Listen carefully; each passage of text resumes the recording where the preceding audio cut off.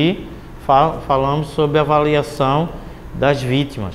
Então, proporcionar aos participantes conhecimento e habilidades a capacitarem a vítima a definir o que é análise primária e análise secundária, executar e constituir primárias e secundárias nessa vítima, porque os procedimentos que vão fazer e aplicar também a escala de Glasgow para saber como é que está a situação dessa vítima, se tem uma vítima grave ou em estado de coma. Os procedimentos gerais do local da ocorrência, adotar precauções universais de segurança, né? Utilizar os EPIs necessários, utilizar os EPI como EPR, específico para a ocorrência entre ações de salvamento, avaliar e assegurar a cena da emergência, isolando, eliminando o risco para ali existente, já tanto para a vítima como para você que vai ajudar essa vítima, e avaliar a avaliação do trauma e promover lesões das vítimas de trauma.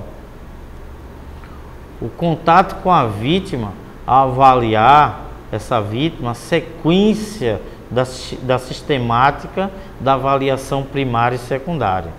Os sinais e sintomas específicos de emergência médica e o trauma apresentado pela vítima. Os indícios da lesão da coluna cervical, sempre que se for um trauma ou se ainda se encontrar uma vítima inconsciente. E as condutas do comportamento da vítima atentado para qualquer alterações das condições em qualquer da etapa de avaliação. Então, a avaliação primária, o exame primário, o procedimento ou abordagem primária é o processo ordenado para identificar, corrigir imediatamente o problema que ameaça a curto prazo, curto tempo, essa vítima. Então, temos essas 5 situações, porém o que falamos já no início é, primeira coisa que você faz é a segurança do local. Você tem que deixar seguro esse local para você conseguir abortar. Se for numa estrada, você tem que fazer sinalizações, né, sinais, botar materiais onde assegure e alguém possa ver, se vindo com um veículo, que tem algum desastre, algum acidente à frente, certo? Quando chegar a avaliar essa vítima, primeiro você tem que fazer logo o controle cervical dessa vítima e identifique-se para ela. Porque essa vítima, quando você chega e identifica, ela não te conhece, né? Muitas vezes uma vítima que não te conhece. E você chega para essa vítima e fala para ela: ó, meu nome é fulano de tal, eu estou aqui para te ajudar. Já comuniquei ao Corpo Bombeiro, já comuniquei ao SAMU, já comuniquei a alguma instituição aí necessária em atendimento, que ela já está vindo, fica tranquilo, fica calmo que a emergência já vai chegar, certo? Então você está dando primeiro atendimento para essa vítima. Só de você deixar calmo uma vítima, você já está fazendo um grande efeito. Então, depois vem o ABCDE, que já é previsto na análise primária. O ABCDE é estabilizar a coluna cervical manualmente, é aquela forma de colocar a mão na testa e aí constatar, né, se tem responsabilidade torácica, se a pessoa consegue falar com você, certificar-se também das manobras de desobstrução de vias aéreas, verificando se tem vias aéreas pérvias, verificando se tem obstrução, se tem algum material na boca dela ou algum sangramento na boca que venha obstruir. Então, é o primeiro passo, que é o A. O B é verificar se ela está respirando. Primeiro você vai ver se ela responde, se ela não responder, você vai ver se ela está respirando. Então, a avaliação que a gente viu no exame primário: ver, ouvir e sentir. Tem que avaliar para ver se a vítima está respirando de 12 a 20 minutos, certo? Então, depois vamos para o C, verificar se a vítima tem circulação, se está circulando e se tem algum grande de hemorragia. Verificar os pontos de pulso. Lembra lá da carótida, que a gente verifica a carótida? Lembra lá do pulso radial, que a gente vai verificar se está batendo os batimentos cardíacos na região, na artéria da circulação radial e carotídeo? Então, é ali que você vai ver se está batendo de 60 a 100 batimentos por minuto, certo? Vai lá, aperta a pontinha dos dedos. A gente não verificou também se tem cianose, né, aquele arroxeamento nas mãos. Tem que ver se tem arroxeamento nas mãos, na boca, né? Ver se a perfusão capilar, você está chegando nas extremidades, você aperta o dedo dessa forma e vê se a cor rosa volta rapidamente, em 2 segundos. Isso me diz que tem perfusão, que está chegando na extremidade. Se não tiver, me diz que essa vítima tem algum tipo de hemorragia. Então a gente tem que fazer esse controle de hemorragia. Externa conseguimos verificar, internamente vamos ter que procurar, certo? Aí vamos poder, como vocês estão vendo aí, a realização neurológica. Essa vítima fala, que a gente fala que é a VDI, ela fala com você, ela responde a você? Não, então você tem que fazer estímulo doloroso, onde a gente faz uma breve pressão nessa região, forte nesse braço, para a vítima puxar. Dessa vez que você mostra para ela se ela tem, e ela mostra para você se tem estímulo doloroso, ou um esfregaço na região do tórax. Fecha a mão em forma de murro e esfrega bem forte na região torácica. Você vai ver que realmente essa vítima vai ter reação à dor ou não. E vamos expor que é a exposição da vítima com controle de hipotermia. Expor essa vítima, tem que expor, mas com tranquilidade. Ver até onde vai essa exposição para não deixar essa vítima num constrangimento moral, certo? Se é uma fratura na perna, eu vou até um local para que essa fratura seja exposta e fazer essa mobilização, tá ok? Então, essas são as 5 situações de estabilização. Então, é isso que a gente vai falar cada parte dela, que já está a falar com a vítima, né? Cada passo desse já está mais à frente, onde você vai ver em relação a isso, certo? Então, para verificar, já informou lá se ao socorrista, para ver se ela está bem, né? Então, daqui para frente, o que eu falei para vocês agora está tudo escrito lá, falado, onde se diz, se caso a vítima está inconsciente, eu comunicar a ela, entrar em contato com o SAMU, o Corpo de Bombeiros, né?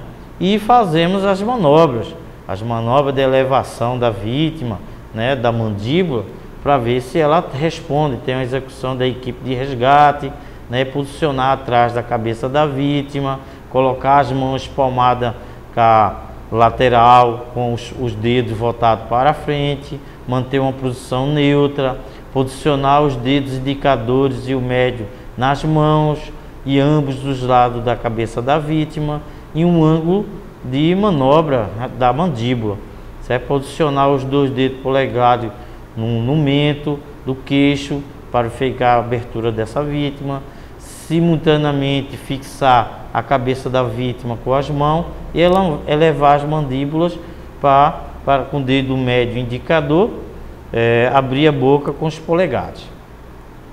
Observação bem posta: a manobra explica todas as vítimas, principalmente vítimas traumáticas, pois proporcionar ao mesmo tempo a liberação das vias aéreas e o alinhamento da coluna e imobilização, certo? É dessa forma como está mostrando aí na figura. Ele está conseguindo verificar a abertura das vias aéreas, certo? Verificar a exposição, se tem alguma coisa dentro da boca da vítima, e está fazendo um controle e observando bem essa vítima. A manobra de tração do queixo executada com o socorrista atendendo isoladamente com um trauma, apoie com uma das mãos a testa da vítima, evitando que comece a se mover, segure o queixo da vítima com o polegar e o indicador, com a mão e tracionar para cima, e em seguida efetuar a abertura da boca. Uma observação assim que possível, tenha auxílio do outro socorrista para auxiliar na manobra de abertura de vias aéreas com estabilização da coluna cervical, que é dessa forma: a mão na cabeça e você fazer a situação de ver, ouvir e sentir, para ver se essa vítima está respirando com a manobra de tração do mento, certo? Essa aqui é a expansão, manobra de extensão da cabeça, executada em vítima que já há suspeita de lesão raquimedular, posicionar uma das mãos com a testa e a outra com o dedo, indicando o dedo médio, tocando com o mento da vítima. A B, mantendo um apoio com a mão sobre a testa, levando o mento da vítima. E simultaneamente efetuar leve extensão do pescoço, fazendo todo o movimento de modo a manter a boca da vítima aberta. Observação esse procedimento aplica-se à vítima que não possui indício de ter sofrido algum trauma na região cervical, certo? Especialmente nela. Então é dessa forma aí, verificando se não tem essa situação. A forma anterior é muito melhor em relação a isso aí. Então essa forma é para você ficar, ver, ouvir e sentir, certo? Tem também essa técnica do ver, ouvir e sentir, 7 a 10 segundos, verificar a liberação das vias aéreas superiores através de uma manobra, aproximar o ouvido à boca da vítima, voltando com a face voltada, observar a movimentação torácica, ouvir o ruído próprio da respiração, sentir a saída de ar das vias aéreas superiores da vítima, se presente, estale o oxímetro de pulso, que vão ver mais na frente, com a ausência desse equipamento, ministrar imediatamente oxigênio nela, certo? Se presente, Se ausente, iniciar a ventilação artificial. Não está respirando, ventilação artificial. Adotar os procedimentos de parada respiratória, certo? Dessa forma, ver, ouvir e sentir, verificando a expansibilidade torácica e ouvindo e sentindo o ar. Estale o oxímetro de pulso, avalie a situação da saturação dessa vítima, se tem oxigênio suficiente entrando nas células. Então a saturação do oxigênio em relação à vítima, ministre 10 litros por minuto se uma vítima tiver 95% de oxigenação. Então 10 litros por minuto. Se a saturação de oxigênio estiver abaixo, entre 90 e 95, assistência ventilatória com ressuscitador manual, com ambu que a gente fala. Se a saturação do oxigênio estiver menor de que 90%, acione o suporte avançado de vida ou monitorização para o transporte imediato, inicie assistência ventilatória com ressuscitador manual e oxigênio, certo? Isso aqui o oxímetro de pulso, o procedimento dele é proceder à limpeza, na ponta dos dedos com gase seca, emudecida com soro fisiológico, mas secar. Isso aí, posicionar o sensor com a lâmpada voltada conforme a especificação do fabricante e ligar o aparelho e guardar a leitura, a frequência cardíaca e a saturação e comunicar juntamente a saturação após a suplementação de oxigênio, se você ofertou oxigênio com a máscara de 10 litros por minuto. Esse é o oxímetro de pulso. Esse é o material que você tem que deixar seco os dedos e colocado lá. Olha a forma, ele mostra lá a frequência cardíaca e também mostra a saturação, quantidade de oxigênio está dentro da célula, certo? A administração de oxigênio, se a vítima estiver com saturação maior do que 20%, ausência de oxímetro de pulso, não precisa colocar ele. Se estiver respirando, estale imediatamente, a vítima estiver respirando, instale imediatamente uma fonte de oxigênio com a máscara ou cateter, para caso alguma eventualidade ele vir parar de respirar, você colocar.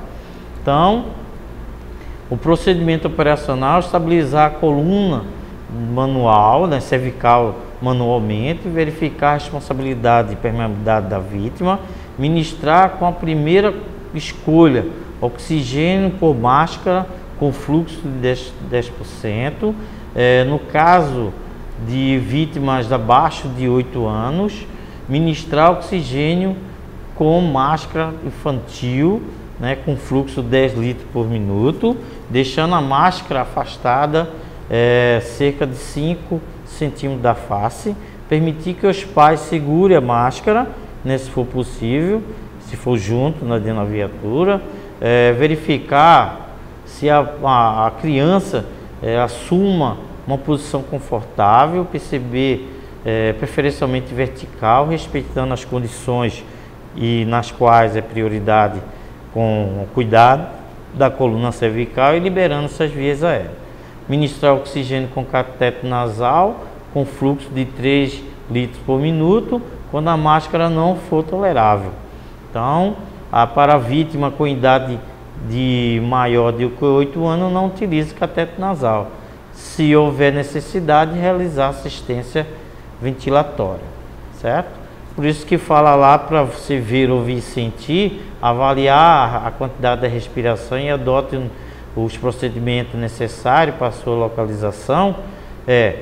Avaliar a qualidade da respiração e defina como, se ela está normal, se ela está superficial, profunda, se ela está rápida, se ela está lenta.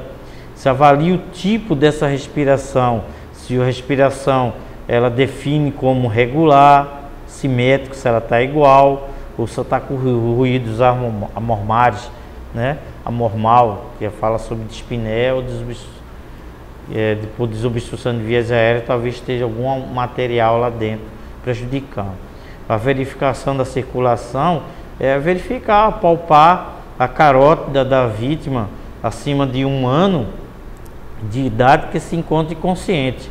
No caso de vítima com abaixo de 1 ano, palpar a artéria braquial. Técnica. Qual a técnica que vamos utilizar? Em vítima com idade superior a 1 ano, se deve palpar a carótida. Se a vítima, se for inferior a 1 ano, palpar a região braquial, o braço. Empregar 2 dedos indicador e o médio, 2 dedos indicador e o médio, e posicionar as digitais na prominência da laringe, se for o caso, dessa forma, certo? Deslizar lateralmente os dedos até o sulco entre a cartilagem e a musculatura do pescoço. Aliviar a pressão dos 2 dedos se sentir o pulsar da artéria, certo? É dessa forma que você está olhando na imagem. Isso aí está com a mão fazendo a extensão, segurar a cabeça e verificando se a pulsação está ok. Então, o pulso carótido é palpável, indica a pressão arterial sistólica, no mínimo 60 milímetros de mercúrio. O femoral palpável, indica que a pressão arterial sistólica é 70. E o radial sistólica a 80. E a ausência do pulso central indica que a vítima tem que fazer reanimação cardiopulmonar. Certo? Então parou de pulsar, parou de respirar e pulsar. A presença do pulso radial para avaliar a quantidade, ela tem uma regularidade. Ou ela regula, regular tem intervalos entre os batimentos iguais, ou ela é irregular, tem intervalo entre batimentos diferentes. Certo? A intensidade da pulsação ela pode ser forte ou fraca. Os batimentos facilmente palpáveis e os batimentos, se sentir os batimentos, se não sentir, ou ter dificuldade de sentir os batimentos cardíacos. Não é que ela sumiu, ela está bem com muita dificuldade, você tem que apalpar muito bem. Se tem essa normalidade do pulso, a qualidade desse pulso pode ser pulso rápido e forte. E o fator motivador é uma hipertensão ou um susto ou medo, certo? Uma hipertensão, susto ou medo. Se ela tiver pulso fraco e rápido, hemorragia ou desidratação. E se ela tiver um pulso ausente, uma parada cardíaca ou uma lesão arterial. Ela houve esse tipo de lesões. Então, para verificar a presença de hemorragia, implica a necessidade do controle imediato e aplicar a técnica de hemostasia correspondente. Visualizar a parte do corpo da vítima, apalpar a parte posterior do corpo da vítima, dispensar a atenção inicial da hemorragia intensa, certo? e direcionar a cabeça da vítima em posição aos pés, procurar por poças ou manchas de sangue nas vestes, né? Aí vem o quarto, que é verificar a perfusão capilar nas extremidades, para ver se não tem um retorno venoso em 2 segundos, certo? Aquilo que eu falei para vocês, apertar a ponta do dedo e soltar rapidamente, retornar até 2 segundos, o valor motivador ele é normal, então tá ok. Retornar após 2 segundos pode ser alguma hemorragia intensa ou interna, e se não retornar, essa vítima consequentemente vai entrar numa parada cardio, num choque hipovolêmico ou numa parada cardiorrespiratória. E verificar a temperatura, coloração, umidade da pele na testa da vítima, né? A temperatura normal 36,2 a 38. A pele é responsável por grande parte, né, da regulação da temperatura. A pele fria e úmida indica que é a resposta do sistema nervoso simpático, né? O traumatismo há um traumatismo ou perda de sangue, né? Pode levar a um choque, que é o choque hipovolêmico. A exposição ao frio geralmente produz uma pele fria e seca. Uma pele quente e úmida pode ser por febre, né? Ou uma doença, ou pode ser um resultado de uma exposição excessiva ao calor, né? Pode trabalhar perto de um lugar muito quente ou material utilizando muito quente, ou pode ser uma insolação. A pele humana é uma grande responsável pela regulação, poderá apresentar uma parte normal, quente, fria ou seca ou úmida. Utilize o dorso da mão colocada na testa, né? E remova parcialmente a luva para verificar se essa temperatura na face da testa seja uma duração de verificação. Dessa forma aí que estamos vendo na imagem, certo? Estava verificando, tirou um pouco da luva para realmente sentir, né, não confundir. Como a gente vê aí vemos na temperatura, nesse gráfico, a temperatura e a umidade, né, da pele, e o motivador dessas alterações. A pele fria, pálida e úmida pode ser uma perda de sangue. Quando a pele estiver fria e seca, pode ser exposição ao frio. Quando a pele estiver quente e seca, pode ser uma insolação, né? E quente e úmida, hipertermia, né? Um aumento ou uma febre muito alta. Uma internação, ele está no local que seja muito quente, né? Esteja dormindo em um local muito quente, fechado, de mormaço. Então, a coloração da pele, ela depende primariamente da presença do sangue circulante nos vasos sanguíneos. Por isso que acontece esse tipo de... A pele úmida, branca, indica a circulação insuficiente, é vista como um choque ou infarto agudo, certo? Miocárdio. E a cor azulada pode ser a cianose ou rocheada, insuficiência cardíaca, obstrução de vias aéreas porque não chegou a oxigenação, também alguns casos de envenenamento, ou poderá haver uma cor avermelhada em certos estados de envenenamento, como monóxido de carbono ou insolação. As alterações de coloração da pele indicam patologias, quer dizer, algum tipo de doença, né, ou variações vasculares periféricas decorrentes de traumatismo, né? Ou essa pessoa, se for de cor negra, cianose da pele deve ser verificada em relação à mucosa nasal ou à parte interna dos seus lábios, né?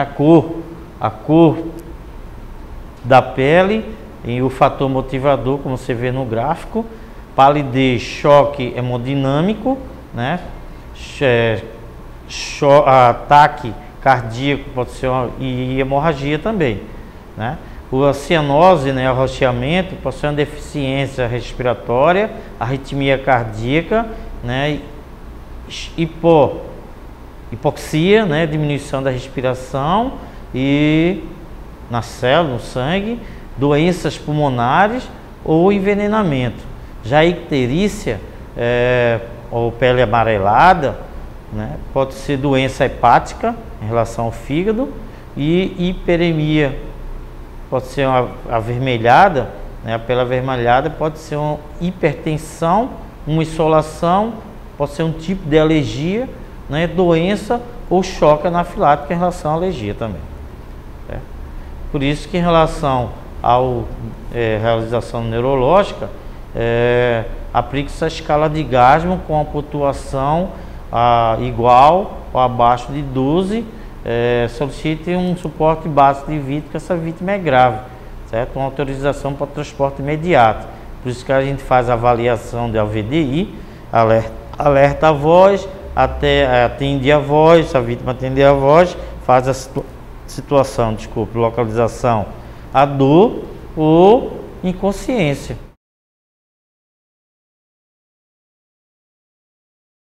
Então, já que vamos verificar agora em relação à escala de Glasgow. Aí, verificando vocês aqui no gráfico, a escala de Glasgow para verificar a avaliação da vítima, se a vítima está grave, certo? Então, ele tem as pontuações como vocês estão vendo aí na escala. Abertura ocular, abertura verbal e abertura motora. Então, ele tem que me responder isso aí. Abre. Se eu chamo ele abre com os olhos espontaneamente, ele tem o numeral 4. Se ele abre, com um estímulo doloroso, ele consegue abrir os olhos. Com estímulo auditivo, ou não abre os olhos de jeito nenhum. Então ele ganha uma pontuação ali que vocês vão vendo ali no meio. Se ele tem resposta, ele está orientado. Senhor, como é seu nome? Ele consegue falar, ele consegue dizer onde é que mora. Você pergunta, não, ele confirma. Então não está orientado. Se ele conversa ou está confuso, né? Se tem palavras desconexas, ele fala coisa com coisa, né? Ou se ele está com sons gemido, então, né? Ou se ele não fala, não responde nada, então tem uma pontuação lá do lado. Responde nada tem 1, se ele está orientado ele tem 5, né? Resposta motora, obedece a comandos, né? Você manda ele levantar a perna, ele levanta. Você manda ele levantar a mão direita, ele levanta. Ele manda dar se ele sente dor, né, localiza dor. Se você aperta, ele localiza dor. Se ele retira essa dor no local, né, se ele tem uma flexão normal, que é a decodificação, que isso é um sinal de coma, braço estendido, né, os pés fletidos ao longo do corpo, com a mão voltada para dentro, certo? Então, em forma de curvatura para dentro. Então, isso aí se chama decodificação. Decelebração com a mão para fora e com os pés estendidos. Eles dão uma pontuação, não tem reação nenhuma. Essa reação, ela leva, né, à severidade do trauma. E está com TCE muito grave. Então, se a vítima tiver menor ou igual a 8, uma vítima muito grave, com certeza é uma vítima que vai ser entubada internamente no intra-hospitalar. Se ela está moderada, ela tem naquela pontuação lá, ela tem que estar entre 9 e 12. Se ela está leve, ela está entre 3 e 15. Então, por isso que a gente fala em relação à escala de Glasgow. A situação de decodificação dessa celebração é dessa que eu acabei de falar para você. São encontradas lesões através do tronco cerebral. Essa escala de Glasgow está entre 3 e 5, né? E ela tem o que? Decodificação, uma rigidez, né? Consiste na flexão dos braços, do punho e os dedos com a avulsão dos membros de extensão inferiores, são típicas da lesão do mesocéfalo.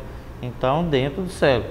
Quando ela tem decelebração, né, ela tem os dentes cerrados, os braços estendidos, tem a rigidez, tem uma abdução e uma hiperpronação com os membros inferiores estendidos. Então, é uma vítima grave que pode ser protegida da medula espinhal, né? E que é uma vítima que vai ser no estado de coma. Vamos verificar as situações da pupila, né? Geralmente a pupila a gente vai ver a simetria, qual a situação assimétrica dessa vítima, reatividades, simetria, tamanho pupilar. Então, lá observa a reação das pupilas em relação à luz, se ela é reativa ou não reativa. Por isso que se coloca aquela luz nos olhos da vítima para ver se a pupila ela aumenta ou diminui, né? Na verdade, ela vai, se receber a luz, ela vai diminuir, certo? Se ela não diminuir, ela tem um trauma significativo na cabeça, né? No crânio. Então, se ela está igual, se ela é isocórica ou anisocórica, né? E se ela está midríase ou miótica. Dessa forma que a gente vai ver se ela está midríase paralítica, ela tem uma morte cerebral, né? Ela está com os olhos bem arregalados e, como a gente vai ver nas imagens à frente, a miose é algum tipo de droga que a pessoa está usando, ou é uma droga lícita ou uma droga ilícita, certo? E aí a anisocórica, geralmente uma lesão cerebral devido a um trauma, um TCE crânioencefálico, um acidente vascular encefálico. É assim que mostra as imagens. Ali está mostrando, do lado esquerdo, miose, do lado direito, midríase, o tamanho da pupila, certo? Ali que fala o tamanho da pupila. Quando ela tem iguais, simetria, se ela está iguais ou anisocórica. Iguais se fosse do lado direito, tudo miótica, se for do lado esquerdo, tudo midríase. E se ela tem uma reação pupilar, certo? E anisocórica é quando ela está diferente ali, ó. Tem uma dilatada e uma miótica, bem no meio, vocês estão vendo aí. A contração em relação à luz, certo? Então, essa vítima pode estar muito grave. Abordagem secundária, vamos ir para a abordagem secundária, é quando você analisa essa vítima após o término do UE, que fala lá no exame primário a exposição dessa vítima primária, certo? A exposição dela com controle de hipotermia. Então, eu avalio o segmento do corpo dessa vítima. Eu avalio o segmento do corpo como? Eu tenho um valor de prioridade: crânio, face, eu tenho um pescoço, eu tenho um tórax, eu vou para o abdômen, quadril, membros inferiores que são as pernas, e membro superior o braço e depois o dorso. É que eu vou avaliar todos os segmentos dessa vítima para ver o quê? Apalpar essa vítima para ver se tem deformidade, se tem uma crepitação óssea, aquele ossinho fagulhando, se tem uma rigidez abdominal ou flacidez, se eu vejo a temperatura como está dessa vítima, se está suando frio ou não, que é a sudorese. Então, pode ser uma vítima que seja uma vítima de hemorragia, verificar a coloração da pele, verificar o tamanho da reação pupilar para ver se é uma vítima grave, e as frequências, depois finalizar todos os dados em relação à escala de Glasgow e a frequência cardiorrespiratória dessa vítima, se está ok. Então, lá na frente você vê, isso muda tudo em relação à idade e sexo, qual é a queixa principal dessa vítima e se ela já tem uma doença já anteriores, por isso que a gente faz a anamnese dessa vítima. E qual algum medicamento que ela está utilizando e a forma, né? A perfusão capilar, já falamos sobre o retorno venoso, né? Você olha na apostila anteriores, tem essa parte também. A avaliação neurológica é para ver o nível de consciência da vítima, a resposta a estímulo, a convulsões, a motricidade da pupila, como ela se movimenta, também as extremidades, a modificação dos dados sinais vitais que faz com que essa vítima tenha uma modificação significativa, venha a diminuir a sua responsabilidade, né? A mobilidade ocular, se está saindo dreno do líquido, né? Drenagem de líquido, um traumatismo no crânio, e se ela tem dor de cabeça, cefaleia ou vômitos. A gente tem alguns termos técnicos que falando em relação ao sistema nervoso central, que é a parestesia, que é o formigamento, paresia, diminuição da dor, na anestesia, perda da sensibilidade, ou paralisia quando não tem ausência de todos os movimentos, certo? O que eu falei tudo para vocês ali na frente é isso. A cabeça eu vou apalpar, verificar, identificar todas as lesões existentes na cabeça. Isso vocês vão ver aí no segmento da apostila, onde está tudo escrito lá, o que você vai encontrar na reação da cabeça até os pés nessa vítima, até o dorso, na verdade, que a gente tem que fazer um movimento de verificação.